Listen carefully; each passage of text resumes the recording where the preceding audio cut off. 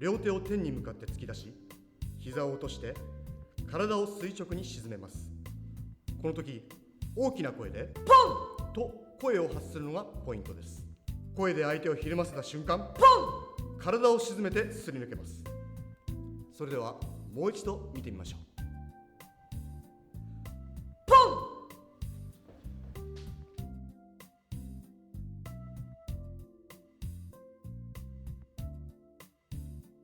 自分は大丈夫、そう思っていませんか？もしもは突然やってきます。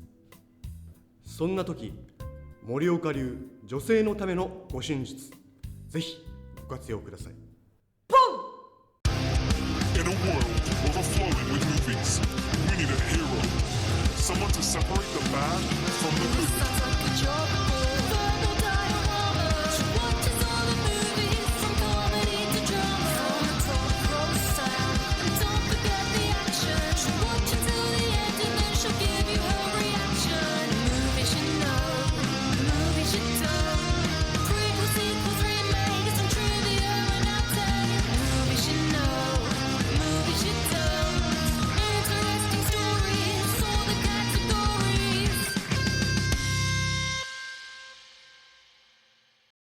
Hi everyone, I'm Em and welcome to Verbal Diorama, episode 178, One Cut of the Dead. This is the podcast that's all about the history and legacy of movies you know and movies you don't. As always, a huge hi and welcome to Verbal Diorama, whether you are a regular returning listener of this podcast, whether you are a brand new listener of this podcast. Thank you for being here, thank you for choosing this podcast, and basically no matter how you found this podcast, I'm so grateful to have you here for the history and legacy of One Cut of the Dead, which is one of the most brilliant and innovative horror comedies that I think has pretty much ever come out. It was a real surprise to me when I first saw this movie. And hopefully, if you're listening to this, you have seen the movie because, as I'm going to come to, this is a movie that you really don't want to be spoiled on. But before we go into One Cut of the Dead, I just want to say a huge thank you to everyone listening to the most recent previous episodes of this podcast. I did an episode on Addams Family Values, which I love those Addams Family movies so much. I'm so fond of them. My heart is with that Addams Family, for everything they stand for. I think it's a really important series of movies. The more recent ones, not so much, but those original two movies I adore. And the original Addams Family episode that I did last year, still one of the biggest episodes I've ever done. And Addams Family Values was similarly very well received. So I was absolutely delighted with the reception to Addams Family Values. And then the last episode I did was a patron pick episode. And patron Pete, there was lots of P's in this episode, he chose Crouching Tiger, Hidden Dragon, which was a movie that I'd never seen before. I saw it for the first time for this podcast and I was blown away by how magical and beautiful and brilliant that movie is. It's a movie that I'm definitely going to be watching again and again. So huge thank you to Pete for picking that movie. And as always, to everyone who listened to those episodes, thank you so much for the people who commented on those episodes and who gave a little rate and review based on those episodes. That was so kind of you. Thank you very much. I'm hoping that this episode is going to be as similarly well received because One Cut of the Dead is not really a movie that many people have actually heard of, unless you're in the film Twitter vicinity and you probably would have heard of it that way like I did. But it wasn't a movie that really got a general release here in the UK. As I'm going to come to, it only got a very limited release in the US as well. But it turned out to be a huge hit in Japan and basically just became a massive hit through word of mouth, which in the age of the internet, I think we can blame the internet for a lot of terrible things that happen today. But for a movie like this to garner the word of mouth that it did through the internet and to be as popular as it was, it's just such a testament to low budget filmmaking, to the power of social media. And really, this is a sort of movie that inspires generations of new filmmakers and podcasters as well, for that matter. So I'm so excited to be getting into One Cut of the Dead. And we're going to start, as always, with the trailer for One Cut of the Dead. Obviously, this trailer is in Japanese, so if you don't speak Japanese, you're probably not going to understand, but have a listen to it anyway. ここね、表向きは浄水場として作られたんだけど、裏ではある実験に使ってたんだって。ある実験？人体実験。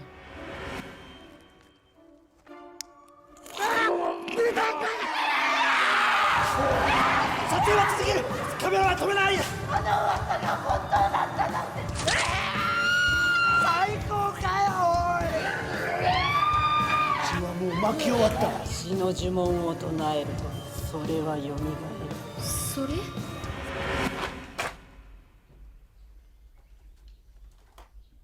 はい、カット。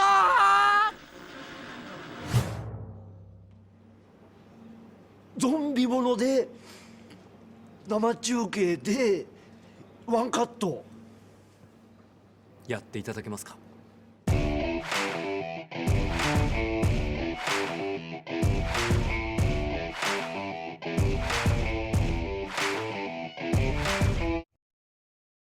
？Things go badly for a hack director and his film crew shooting a low-budget zombie movie in an abandoned World War II Japanese facility when they are attacked by real zombies. Now, I'm leaving this summary vague for a reason, because, as I said, if you haven't seen One Cut of the Dead, you need to stop this episode right now. Right now. And you need to go and find One Cut of the Dead. You need to see One Cut of the Dead. Because this is a movie you really don't want to go into, having had it spoiled. Because it's such an experience to watch and consume, and it's an experience you can watch and consume on repeat. So if you haven't seen One Cut of the Dead, please go and watch the movie, and then come back to this episode. If you have seen One Cut of the Dead, carry on. Feel free. Continue. Don't stop this episode. Don't stop shooting. Honestly, to the people who haven't seen One Cut of the Dead, I really don't want to be the person who spoils this for you. So please go watch it. I believe it is still available on Shudder. If you have a subscription to Shudder, it is also available on Blu-ray, which is how I've got the movie. But please, honestly, I can't stress this enough. I don't want to spoil this. If you haven't seen it, go and see it and then come back. Let's go through the cast of this movie. We have Takayuki Hamatsu as Takayuki Higurashi, Yuzuki Akiyama as Eika Matsumoto, aka Shonatsu, Kazuaki Nagaya as Kazuaki Kamaya, aka Ko, Harumi Shuhama as Harumi Higurashi, aka Now, Manabu Hosoi as Manabu Hasada, Hiroshi Ichihara as Hiroshi Kasahara, Shuntaro Yamazaki as Shunsuke Yamagoi, Shinichiro Osawa as Shinichiro Furusawa, Dongori as Yoshiko Sasahara, Sakina Asamori as Saki Matsura, Miki Yoshida as Miki Yoshino, Ayana Goda as Ayana Kurihara, and Mao as Mao Higurashi. One Cut of the Dead was written and directed by Shinichiro Ueda, with an additional writing credit to Ryuichi Wada, which I'm going to come back to shortly. Now, Japan has a long history with horror fiction, which can be traced back to the ghost stories and folk tales of the Edo and Meiji periods. Traditional Japanese theatre like kabuki and no often depict horror stories of vengeful spirits and demons. After the bombing of Hiroshima and Nagasaki in 1945, Japanese horror cinema consisted of kaiju, giant monsters created by radiation, the most famous of all, obviously being Godzilla. Now, Godzilla isn't really seen as horror cinema these days, but Japanese horror, or J-horror as it's most well known, tends to focus primarily on psychological and folk horror, or supernatural horror and ghost stories. Ring is probably one of the most famous J-horror movies of recent decades, and led to Hollywood attempting remakes of other popular J-horror films like Ju-on the Grudge and Dark Water. Now, I'll be honest, as I always am on this podcast, my knowledge of J-horror, as in my knowledge of horror generally, is quite limited. I have seen the Hollywood remake of Ring, and I actually quite enjoy that movie. I actually have, and this may surprise you, the original novel by Koji Suzuka, as well as its sequels, Spiral and Loop. That's probably the limit of what I will watch horror-wise, but it's worth stressing how influential Ring was and how it, and the Blair Witch Project as well, changed horror cinema from predominantly slasher-based to more psychological horror and leaving much to the audience's imagination. But what Western audiences know about kaiju and Ring, they probably don't know too much about Japanese zombie movies. One of the earliest of which was Battlegirl, The Living Dead in Tokyo Bay, which came out in 1991, coincidentally the same year that Koji Suzuka released his novel Ring. But while Battlegirl wasn't a massive hit, a few years later something else came along. Something that would define not only Japanese zombie movies, but zombie movies in general. Capcom released Resident Evil, and Sega released The House of the Dead, two landmark zombie horror video games, which sparked international craze for zombie media, as well as numerous sequels and the film adaptations based on them. It was The House of the Dead that introduced fast-running zombies as opposed to the typical George Romero slow meandering corpses. Both games led to revival of zombie films in the late 90s and early 2000s with the likes of 28 Days Later, Dawn of the Dead and Shaun of the Dead taking inspiration. And Shaun of the Dead is especially prevalent in this conversation, what with it literally being a zombie comedy or a rom-com, as it was promoted as. And it's also of the dead, as this is of the dead. Over in Asia, zombie cinema was also rising from the grave, with Chinese movies like Biozombie and the Japanese action film Versus taking inspiration from Resident Evil and House of the Dead and focusing more on action than the slow, lingering dread of most zombie movies. Resident Evil alone sold 24 million copies. This was 2006 across its entire series of games. And just a quick note, I have more time for Paul W.S. Anderson's first Resident Evil movie than most. It is probably going to come to this podcast eventually because I think it's a lot of fun. But that series of films has grossed more than $1 billion worldwide. It's still the highest grossing film series based on a video game. So as much as maybe some people aren't willing to admit that they like the Resident Evil movies, people are certainly going to see those Resident Evil movies. Zombies and zombie movies continue to be prevalent, especially zombie comedies. Zombieland, obviously, and its sequel, movies like Warm Bodies, Corpse Bride, which I've covered on this podcast, a really high download one actually. People really love Corpse Bride. And obviously The Walking Dead was a huge show on TV, started in 2010, still going today, 12 years later. And then, of course, there's the rise of low-budget horror. Horror movies made for a tiny budget, but go on to make hundreds, even 1,000 times their budgets. Movies like Halloween, which was made for $325,000, it grossed $70 million. Friday the 13th was made for $550,000 and grossed $59.8 million. A Nightmare on Elm Street, a reasonably higher budget comparatively at $700,000, grossing $51 million. And Saw, made for $1.2 million, but making $103 million. The Blair Witch Project is probably the most high-profile, low-budget horror movie. It cost $35,000 and grossed $250 million. And then we get to One Cut of the Dead, a remarkable success story due to its incredibly low budget, the fact it became a sleeper hit in Japan and then across the world. The story of One Cut of the Dead starts in 2011 when a stage play called Ghost in the Box was put on by theatre director Ryuichi Wada. Seeing that stage play was Shinichiro Ueda. The stage play finished its run in 2014, and while Ueda would eventually admit to One Cut of the Dead being partially inspired by Wada's stage play, the final credit given to him would be somewhat contentious, and I'm going to come back to that. Ueda had made several short films, and on paper, the micro-budget, largely crowd-funded zombie comedy One Cut of the Dead was probably destined to join the ranks of hundreds of other independent films with great expectations and little recognition that are distributed all over the world. It basically had a destiny of never being seen.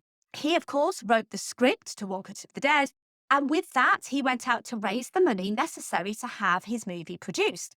But finding funding is challenging in the film industry, especially when you have so many people competing to get their films made too, that their idea is just as worthy, and you really do have to push to get your movie made.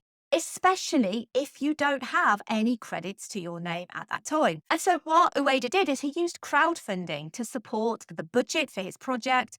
He estimated that he could complete it for 3 million yen, or around $25,000, and realised he needed to be as frugal with this money as possible.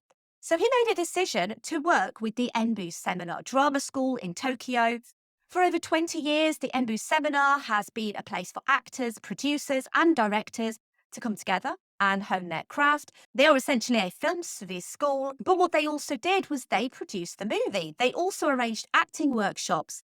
These workshops lasted 2 months, and people could audition for roles in this movie, many of which the actors themselves had to pay for.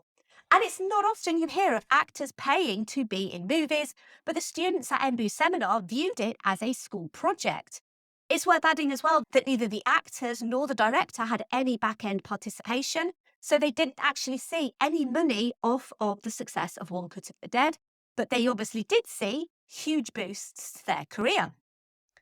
Once the cast was in place, Ueda began filming at an abandoned water filtration facility in Japan's Ibaraki Prefecture in order to maintain the low budget and stay true to the zombie movie concept, whereby you always get attacked by zombies in a really remote place. It's like they're drawn to it. Who knows why? And this location's grimy, decaying aesthetic of overgrown vegetation and rusted out machinery was ideal, since it provided a variety of interior and exterior settings for essentially bringing the undead to life. Lead actress Yuzuki Akiyama was hired based on her previous experience of working with Ueda on his 2011 short film Dreaming Novelist. She was too busy to audition, and so he brought her on as a quote-unquote special guest star, as she described the shoot as enjoyable but exhausting. She would say about it, quote, "The location felt like a training camp. There were 6 people sleeping in each room at a nearby inn. At the site, we could only shower using a watering can.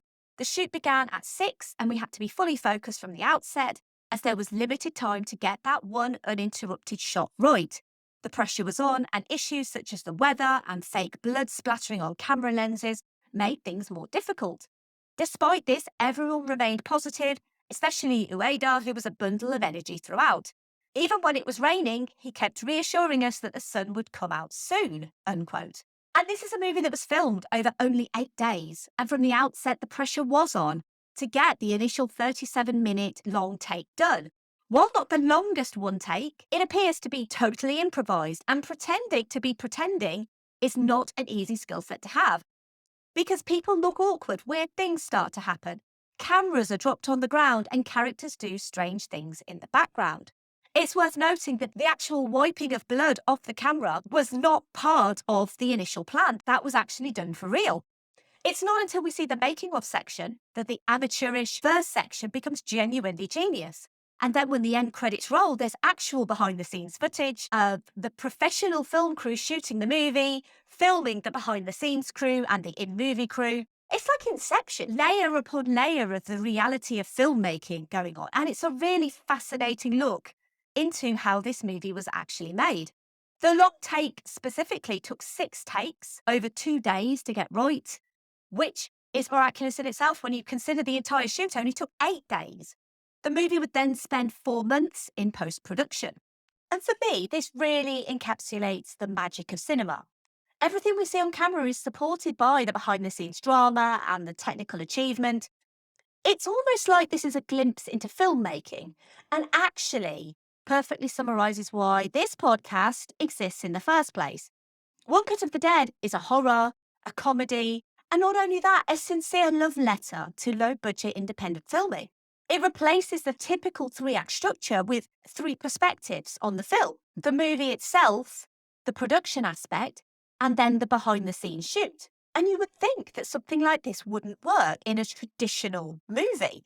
And yet it really does work. And it's really fascinating to see how this all comes about. Another thing that I know is always fascinating to see, or fascinating to hear actually, I should say, is a part of the podcast that I like to do called the obligatory Keanu reference, which is where I try and link the movie that I'm featuring with Keanu Reeves. No real reason for this other than Keanu is the best of men. and every man should strive to be more like Keanu every day. And I'd like to reiterate that on this very podcast. And so, obviously, he's not really been in any zombie movies, but he has played a half-Japanese character in the movie 47 Ronin. This is based on a famous Japanese folktale, and 47 Ronin is nothing to do with this movie whatsoever, except 47 Ronin was also set in Japan, so there is a kind of link there. Yeah, it's pretty tenuous, but, you know, it's never easy to do these obligatory Keanu references, and you really just have to let me find those tiny threads and let me pull at those tiny threads. So let's talk about the really interesting stuff about One Cut of the Dead. Let's talk about some more really interesting stuff about One Cut of the Dead. So when it premiered in April 2018 at the Udine Far East Film Festival, this is Europe's largest showcase for Asian popular cinema. It received a standing ovation and finished a close second in the audience award vote. It was released wide in an 84-seat Tokyo art house theatre with an initial theatrical run of 6 days. This was on the 23rd of June 2018. In July 2018, Asmik Ace co-distributed the film and gave it a wider release due to the positive word of mouth. The number of screens was then upped to 200 in Japan. In an interview he gave in August 2018, Ryuichi Wada said that One Cut of the Dead was an adaptation of Ghost in the Box, and that he had been in contact with his lawyers. Wada had expressed his enjoyment of the movie on social media a month prior. Now, the director, Shinichiro Ueda, admitted that the play Ghost in the Box had served as inspiration for his movie, but refuted claims that he lifted entire scenes from it. After some negotiation, Ueda and Wada agreed to include Wada's name and a reference to Ghost in the Box in the credits of One Cut of the Dead, and so this is why technically the writing credit is shared between the pair. And I mentioned earlier, this movie is, I believe, still available on Shudder, and Shudder was quite instrumental in the release of One Cut of the Dead, because they not only debuted One Cut of the Dead on their own streaming service, but they also released the film theatrically in the US for the first time as a Shudder exclusive. It was shown in New York and Los Angeles on the 13th of September 2019, and as a special one-night-only event in selected cinemas across the US on the 17th of September 2019. This obviously helped get the word out about One Cut of the Dead and really drum up support for the movie. And this was a movie that was made on an extremely small budget, as I've already mentioned, $25,000, and it would go on to gross over $31 million worldwide, over 1,000 times its budget, making box office history. It's also the rare 100% critically on Rotten Tomatoes too, meaning that every single critic that exists that has reviewed this movie gives this movie a 6 out of 10 or higher. And this is miraculous too when you realise how scathing some critics could have possibly been about the low budgetness of this movie, but I think people just see how clever this movie actually is. One Cut of the Dead may not have been up for any major Hollywood awards, but it did win several Asian film awards, including a special award at the Hochi Film Awards, the Yujiro Isahara Award at the Nikkan Sports Film Awards, Best Film at the Blue Ribbon Awards, Best Director at the Mainichi Film Awards, and Best Film Editing at the Japan Academy Prize. And you might not think that this is a movie that has any sequels, but it does. Not only does it have a spin-off, it also has a sequel, it also has a French language remake, and an English language remake coming too. So the spin-off, titled One Cut of the Dead Hollywood Edition, was released in 2019, directed by Yuya Nakazumi, this time centering on Mao Higurashi making her own movie, set 6 months after the events of the original, starring Chinatsu, who's lost her voice after the incident, now working as a waitress in Hollywood and about to start a new life. However, real zombies arrive, oh no, and terrorise the crew in Hollywood. Production on Michel Hazanavicius's French language remake Final Cut, starring Romain Duris and Berenice Bejo, got underway in April 2021. It was screened as the festival's opening film at April 2022 in Cannes, the same day it opened in French cinemas. It was supposed to premiere at Sundance, but it was cancelled after a surge in COVID cases. And the movie was originally titled Z, or Z if you're American, but as the letter Z had become a militaristic symbol in support of the Russian invasion of Ukraine, It was agreed the film would be referred to exclusively by the international title Final Cut during the festival. And on the 25th of April 2022, it was announced that the French title was changed to Coupé. A sequel to One Cut of the Dead, called One Cut of the Dead Mission Remote, was set up with the same team of actors and production staff, but instead creating a short film in response to the restrictions around the COVID-19 pandemic. Ueda wrote the script about a serial tickler. No, I'm not making that up. He wrote that in one night, and it was planned and recorded using video conferencing software and also by using selfie footage. It took 1 month to put together and release. It's still available for free on YouTube. Go and check it out. It's a lot of fun, and genuinely, a serial tickler is a great idea. I don't think I would like that though, because I really don't like being tickled. And an English language remake is in the pipeline after Japan-based American producer Patrick Cunningham acquired the rights from Embu Seminar, Shinichiro Ueda, and Ryoichi Wada. And this was after he mediated in the alleged plagiarism case between Ueda and Wada, and basically ensured that everyone kissed and made up and everyone was friends again. A writer and director is yet to be announced for this English language remake. Let's move on to what people think of this movie. Now, I like to ask on social media, I like to ask on Patreon, and I also like to ask on Twitter, Instagram, and Facebook. And I want to start with the patrons of this podcast. And we're going to start with Pete. And Pete says, "This movie captures the fun and amazing production side of movies. On the surface, it's so simple, but then the next layer is revealed, then another layer. So fun to just watch and think about how it was done. Great stuff and a super fun story. As soon as I finished watching it, I was tempted to start it over again immediately." And we have a comment from Brendan as well, who says, "One of my favourite films to watch people see for the first time, and a near and dear narrative to my community theatre nerd heart. One Cut of the Dead starts as a no-budget zombie movie, then gradually morphs into a celebration of scrappy independent filmmaking. Fans of movies like Noises Off will be equally comfortable as hard-bitten horror fans once this movie reveals its hand, but it's worth a look even if the clever titular surprise has already been spoiled for you." And perennial commenter Andy returns, and he says, "This is a movie that is about a dead person who cut something. Guess I need to get my ish together and watch this movie." Yes, you do, Andy. Please don't listen to this episode until you've seen the movie. Please go and watch the movie, because I think you'll really enjoy it. The next patron comment comes from Scott, who says, "I took a punt on this based on word of mouth and spent the first 40 or so minutes wondering what the absolute hell I was watching. Then, without giving a thing away, the film shifted gear, and by the end, I was utterly enamoured by it. I envy anyone going into this not knowing anything about it, because if any film fully rewards your investment in it, it's this. Delightful, hilarious, and ingenious, a beautiful love letter to the passion needed to create low-budget movies." Totally agree on all of that. And the final patron comment comes from Nicholas, who says, "I have seen it, but was a bit disappointed with it after all the hype I'd heard about it.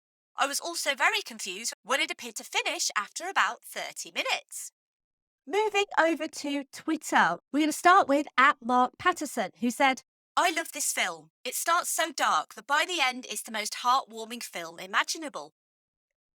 @Dazzin Loves Movies said, "One of the most creative films I've seen in years. There is one moment when a bunch of actors react weirdly and awkwardly to what's going on, and it's only later that it makes sense. Fantastic. You will never know what's going on until the end." @movie_drone said, "One of the worst films I've ever seen until about halfway, when it all becomes completely genius. Think I had rated it 90 out of 100 by the end. Will never be so grateful for the podcast rules of sticking with a film to the end." And that comment is from Mark. Thank you, Mark.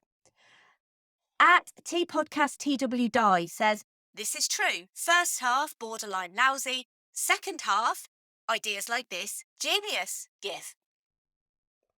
Moving over to Instagram, we have @Nikolai's Kitchen, the wonderful Nicholas Haskins, who says, "Spectacular film. The first act works on its own as a cheesy B-movie zombie flick, but wow, is that third act so wonderful.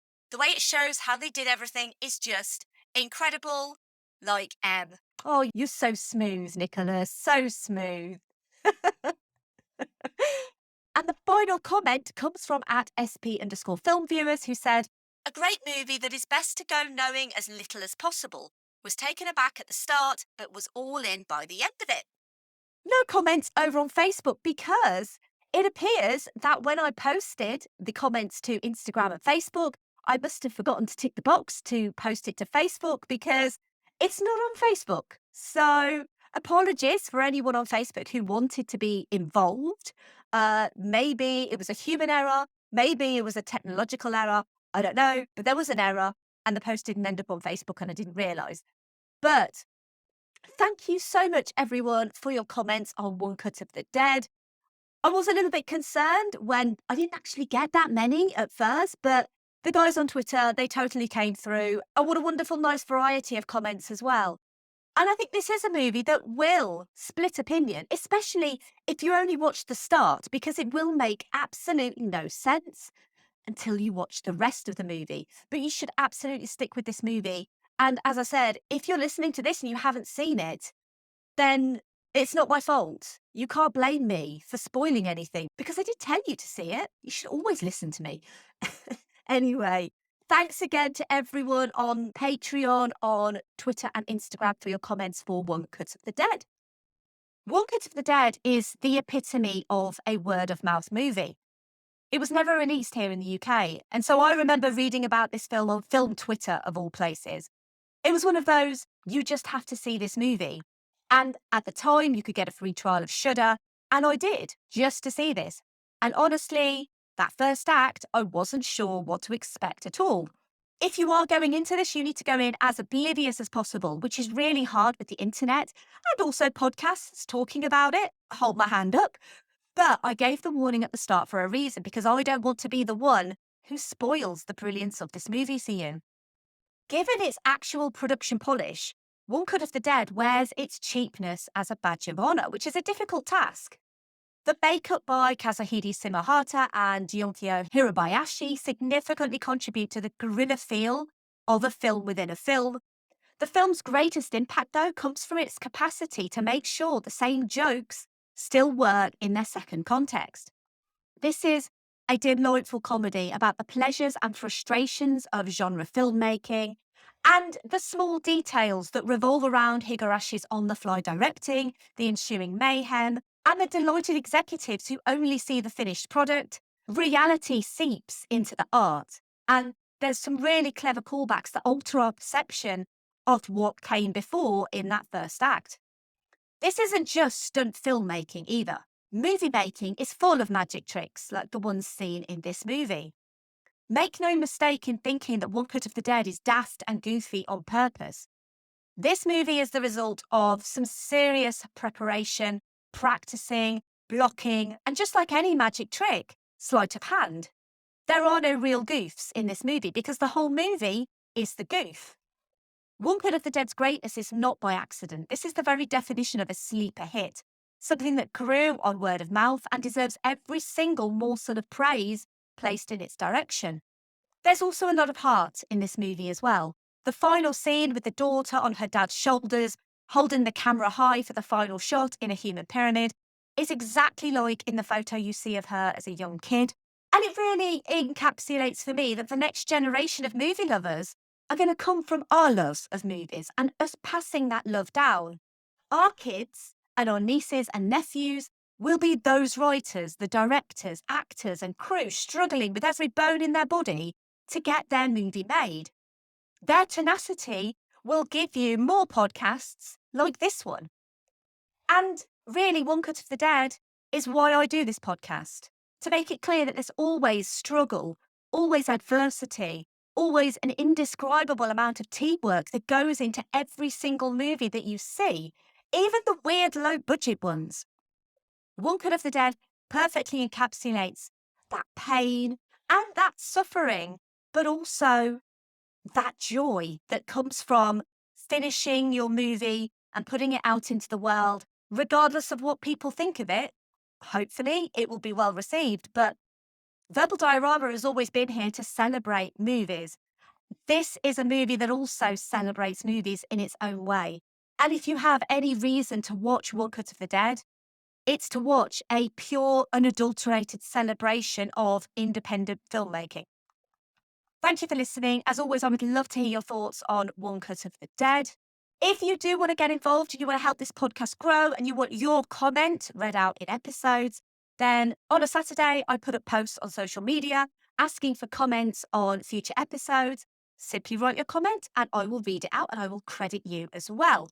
You can also help by leaving a rating or review wherever you found this podcast. And thank you so much to the people who have recently.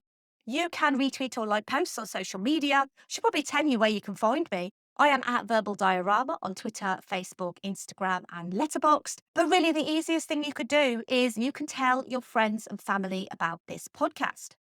Now, I always like recommending other episodes and their movies if you like this one. This is a really hard one to recommend other episodes on because there's nothing like One Cut of the Dead, and there's nothing like this movie in the Verbal Diorama back catalogue.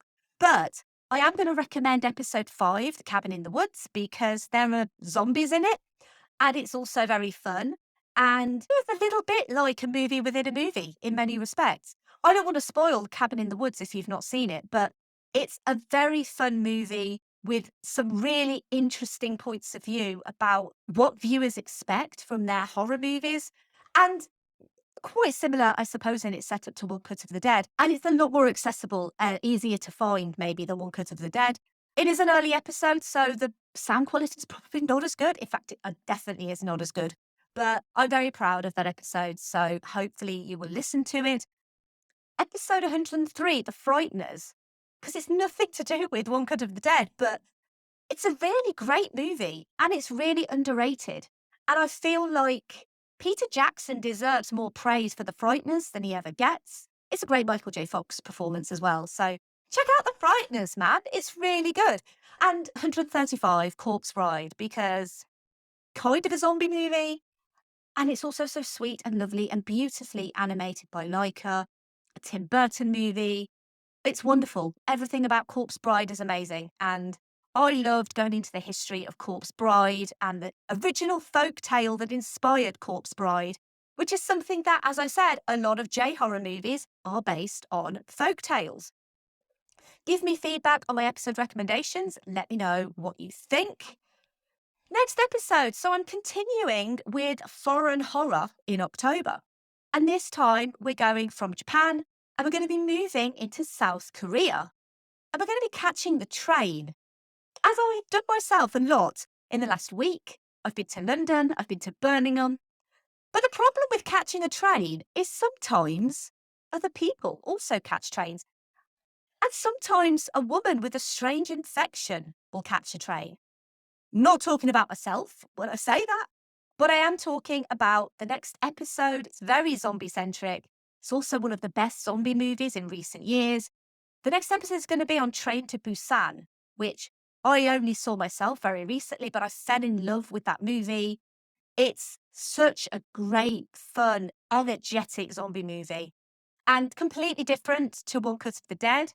But I wanted to carry on the kind of zombie theme, and I really wanted to do that 1-2 punch of One Cut of the Dead and Train to Busan, because if you're going to do a double zombie feature, you do those.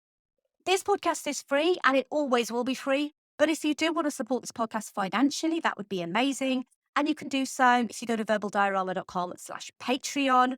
And thank you to the amazing patrons of this podcast: Simon E, Sade, Claudia, Simon B, Laurel, Derek, Vern, Kristin, Kat, Andy, Mike, Griff, Luke, Emily, Michael, Scott, Brendan, Ian, Lisa, Sam, Will, Jack, Dave, Chris, Stuart, Sunni, Drew, Nicholas, Zoe, Kez, Pete, Heather, Danny, and Hayley.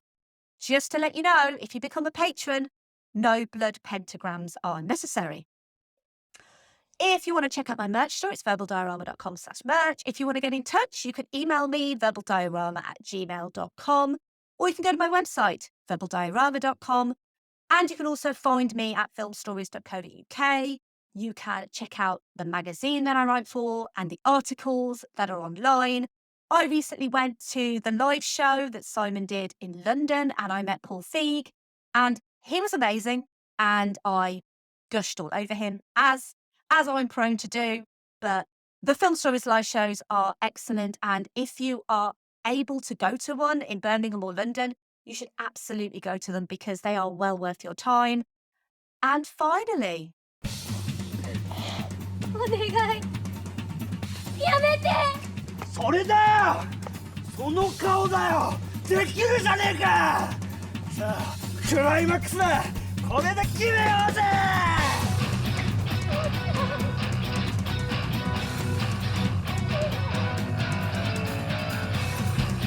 やめて。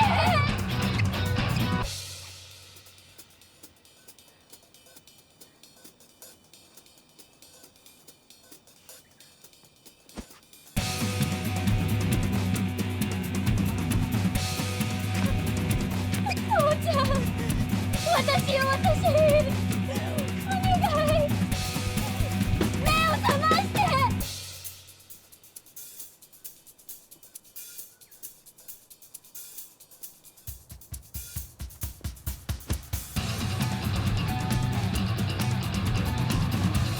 父ちゃん、お願い。やめて。お願い。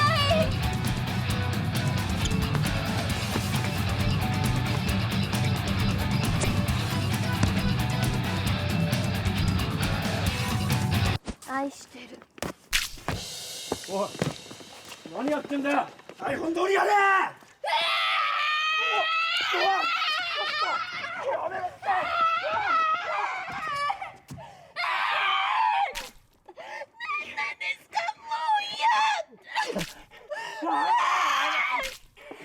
できるじゃないか、その涙だよ。